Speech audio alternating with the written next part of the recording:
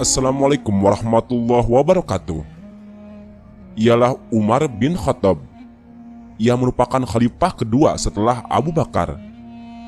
Ia memiliki karakter tegas, bahkan sebelum menjadi khalifah. Umar bin Khattab juga sudah dipercaya menjadi penasihat khusus Abu Bakar kala itu. Selain itu, ketika baginda Rasulullah masih hidup, pendapat-pendapatnya sering kali menjadi acuan Rasul dalam menentukan beberapa keputusan.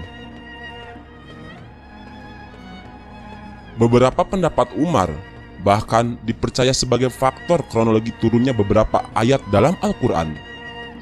Pendapat-pendapat tersebut akhirnya disebut sebagai muwafaqatu Umar, yakni pendapat-pendapat Umar yang disepakati atau diafirmasi oleh Al-Quran. Asyuyuti dalam karyanya yang berjudul Tarik Al-Khulafa memuat satu bab khusus yang menjelaskan tentang muwafaqatu Umar ini. Imam Mujahid, salah satu tabi'in murid Ibnu Abbas, pernah menjelaskan bahwa ketika Umar bin Khattab berpendapat, Al-Quran turun untuk mendukung pendapat tersebut. Bahkan Ali bin Abi Thalib menyatakan bahwa Al-Quran memuat sebagian pendapat Umar bin Khattab. Berikut adalah beberapa pendapat Umar bin Khattab yang menjadi turunnya sebuah ayat Al-Quran kepada baginda Rasulullah SAW. Dalam sebuah riwayat Bukhari Muslim yang dikutip oleh Asyuyuti dalam Tarik Khulafanya, yang pertama, menjadikan makam Ibrahim sebagai tempat sholat.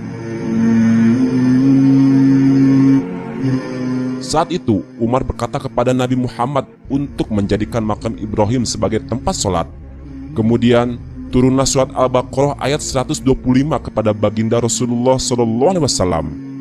Allah Subhanahu wa Ta'ala berfirman, "Dan jadikanlah sebagian makam Ibrahim tempat sholat."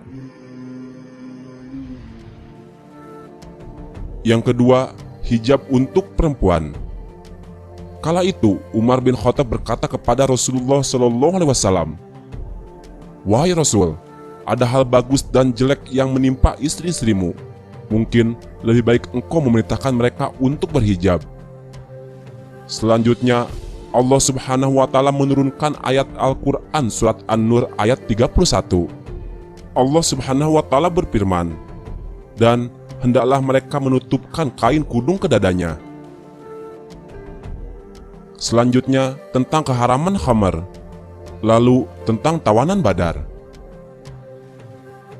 Beberapa hal tersebut adalah sebagian muwafaqatu Umar yang disebutkan oleh Asyuyuti.